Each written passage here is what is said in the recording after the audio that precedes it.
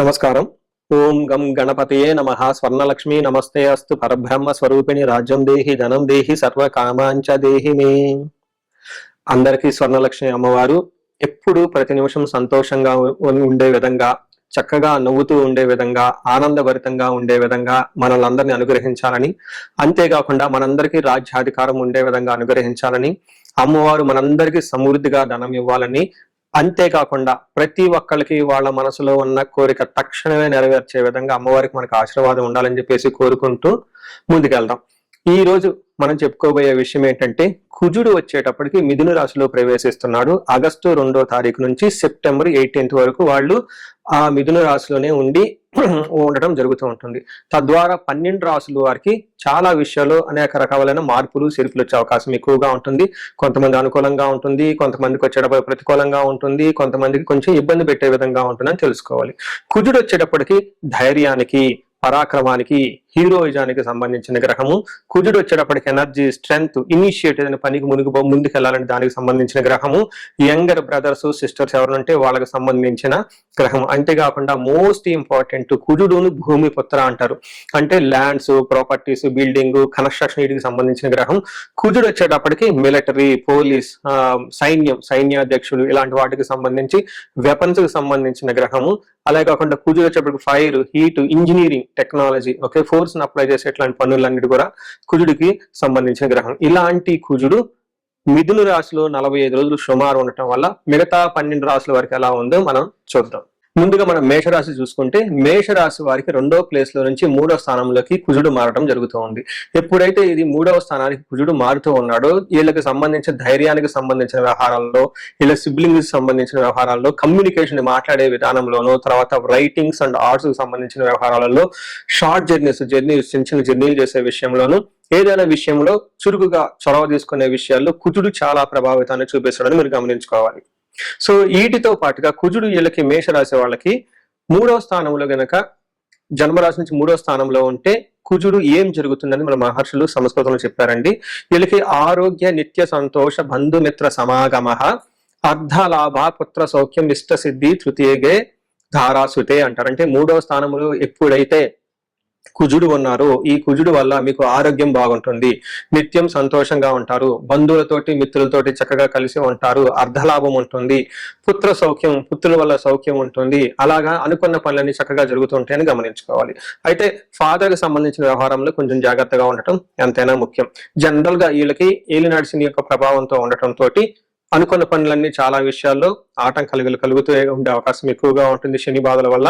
అయితే ఇలాంటి రాశి వాళ్ళకి ఈ టైంలో కుజుడు మార్పు అనేది చాలా వరకు ఉపశమనం చేస్తుంది, చాలా వరకు మంచి చేస్తుంది. ఇదొక మంచి అవకాశంగా మీరు భావించుకోవచ్చు. ముఖ్యంగా రియల్ ఎస్టేట్ వాళ్ళు ఎవరైతే ఉన్నారో వీళ్ళకి అనుకూలంగా ఉంటుంది. ఇల్లు అమ్మాలనుకున్నా, కొనాలనుకున్నా చాలా బాగుంటుంది. ఇంటికి సంబంధించిన ఎవరైనా ఈఎంఐలు కట్టలేక ఆగిపోతూ ఉంటే ఈ టైంలో అవి కట్టే అవకాశం ఎక్కువగా ఉంటుంది. సో చూసారు కదండి ఈ రాశి వాళ్ళకి ఎలా ఉందో. అంటే కుజుడు ఈ ఒక 45 days మీకు చాలా మంచి చేస్తాడని గమనించుకోవాలి. మనం ఈ రాశి వారికి పరిహారాలు చూసుకుంటే, ఇందులో పరిహారాలు 2-3 రకాలుగా చెప్తానండి. ఒకటి సెల్ఫ్ రెమెడీస్, మీరు చెప్పుకునే పరిహారాలు చెప్తాను. రెండో పరిహారం మీరు గమనించుకుంటే, ఈ యొక్క శ్రావణ మాసాన్ని దృష్టిలో పెట్టుకొని ఈ శ్రావణ మాసాన్ని ఎలా సద్వినియోగం చేసుకోవాలో దాని గురించి పరిహారాలు చెప్తాను. తర్వాత విశేష పరిహారాలు ఉన్నట్టు మీ యొక్క ఇండివిడ్యువల్ జాతకానికి సంబంధించిన పరిహారాలు, ఇలా 3 లెవెల్లో పరిహారాలు చెప్తాను. ఫస్ట్ ఏంటంటే, మనకు శ్రావణ మాసం వస్తుంది కాబట్టి ఈ శ్రావణ మాసాన్ని మనం సద్వినియోగం చేసుకునే విధంగా స్వర్ణలక్ష్మి విశేష హోమం అనేది ఒక హోమం జరుగుతూ ఉంటుంది. ఎవరైనా గనక, అది నా సమక్షంలో జరుగుతూ ఉంటుంది, ఎవరికైతే 16 మంది లక్ష్మీలు కావాలి, సిద్ధలక్ష్మి, మోష్టలక్ష్మి, ఇష్టలక్ష్మి, గజలక్ష్మి, ఇలా అనేక మంది లక్ష్మీల యొక్క కటాక్షం మీకు కావాలనుకుంటే స్వర్ణలక్ష్మి విశేష హోమం జరుగుతూ ఉంటుంది. ఇక్కడ స్వర్ణలక్ష్మి అమ్మవారి దేనికి ప్రతీక అంటే, మీ యొక్క సంపదలకి విలువ పెరగటానికి స్వర్ణలక్ష్మి అంటారు. అంటే ఆల్రెడీ మనకు ఇల్లు ఉండొచ్చు, సంపాదన ఉండొచ్చు, పిల్లలు ఉండొచ్చు, అందరూ ఉండొచ్చు. అయితే వాటికి విలువ ఇంకా పెరగటానికి కావాల్సిన ఒక శక్తి అమ్మవారిని స్వర్ణలక్ష్మి అంటారు. ఈ యొక్క స్వర్ణలక్ష్మి విశేష పూజ చేయడం జరుగుతుంటుంది. అమ్మవారికి ఎంతో ఇష్టమైన తామర పూలతో ఈ యొక్క హోమం చేయటం జరుగుతుంటుంది. అమ్మవారికి ఇష్టమైన అనేక పుణ్య ద్రవ్యాలు మొత్తం ఈ పూజా సామగ్రి వాడటం జరుగుతుంటుంది. ఇది అయిపోయిన తర్వాత ప్రతి ఒక్కరికి 3 వెండి కాయిన్స్ ఇవ్వడం జరుగుతుంటుంది. ఒకటి బీరువాలో పెట్టుకోవడానికి, ఒకటి మీ పర్సులో పెట్టుకోవడానికి, ఒకటి పారే నీళ్ళల్లో డ్రాప్ చేయడానికి, ఇలా ఒక కుబేర మూటను కూడా ఇవ్వటం కూడా జరుగుతూ ఉంటుంది. ఇది గ్రూప్ గా సామూహికంగా చేయడం జరుగుతూ ఉంటుంది. దీన్ని అందరూ సద్వినియోగం చేసుకోవాలని చెప్పేసి నేను కోరుకుంటున్నాను. నెక్స్ట్ రెమెడీస్, ఈ కుజుడికి సంబంధించిన ఇంట్లో చేసుకునే రెమెడీస్ ఏంటంటే, ఫస్ట్ కందులు 1 kg దానం ఇవ్వగలిగితే చాలా బాగుంటుంది. సుబ్రహ్మణ్యేశ్వర స్వామి భుజంగ స్తోత్రం చదివితే ఇంకా చాలా బాగుంటుంది. ఎవరైనా గనక ఇంకా ఆంజనేయ స్వామి గుడికి వెళ్ళి మంగళవారం గనక ఆకు పూజతో గనక పూజ చేయించగలిగితే ఇంకా బాగుంటుంది. ఇవి సెల్ఫ్ రెమెడీస్ అని చెప్పుకోవచ్చు. విశేష రెమెడీస్ అన్ని కొన్ని ఉంటాయి. ఇవేంటంటే మీ యొక్క ఇండివిడ్యువల్ గా జాతకంలో ఏదైనా గనక దోషాలున్నా, గ్రహశాంతులున్నా అవి ఒకసారి జాతక చక్రం చూపించుకుంటే బాగుంటుంది. ముఖ్యంగా ఎవరి వయసు అయితే 40 సంవత్సరాలు +or-5 years అంటే 35 to 45, 50 ఈ రేంజ్ లో ఉండి సక్సెస్ఫుల్ గా 10 years ట్రాక్ రికార్డ్, ఎడ్యుకేషన్ ఉండి, ప్రొఫెషనల్ ట్రాక్ రికార్డ్ ఉండి, అంతా బాగుండి ఎక్కడో గనక లైఫ్ లో మీకు ఆగిపోయారన్న ఒక ఫీలింగ్ వచ్చేసి ఉంటే దానికి కారణం మీకున్న శాపాలు యాక్టివేట్ అయ్యి ఉంటాయని గమనించుకోండి. దానికి కారణం మీ యొక్క జాతక చక్రంలో ఉన్న గ్రహాల యొక్క చెడు యొక్క దోషాలు మీ మీద ఉందని గమనించుకోవాలి. ఇలా మీకు అనిపిస్తే ఒక్కసారి ఇండివిజువల్ గా మీ యొక్క జాతక చక్రం చూపించుకొని తగు పరిహారాలు చేసుకోవాలని చెప్పేసి కోరుకుంటున్నాను. అందరూ ఇప్పుడు విధంగా స్వర్ణలక్ష్మి విశేష హోమంతో పాటు హెల్త్ బాగా లేకపోతే మృత్యుంజయ హోమము, ఆయుష హోమం చేయించుకోవటం, భార్యాభర్తలకు అన్యోన్య దాంపత్య పాశుపత హోమం చేయించుకోవటం, ఎలాంటి పరిష్కారాలకైనా సరే రాహువుకి సంబంధించిన ఇలాంటివి ఉంటే చండీ హోమం చేయించుకోవటం చాలా ముఖ్యం అని చెప్పేసి నేను కోరుకుంటున్నాను. మీ అందరికి అష్టైశ్వర్యాలు కలగాలని, భోగభాగ్యాలు కలగాలని చెప్పేసి నేను కోరుకుంటున్నాను. నమస్కారం.